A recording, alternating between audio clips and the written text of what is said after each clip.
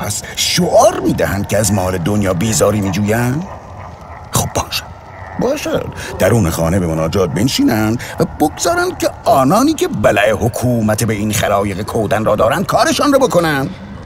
عجیب است حسن با این همه مال و منال باز هم دست بردار نیست.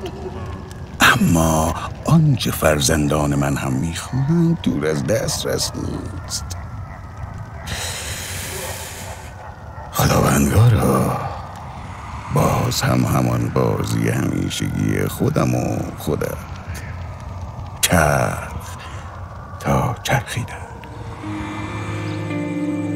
پدر جان، چه میخواهی از من؟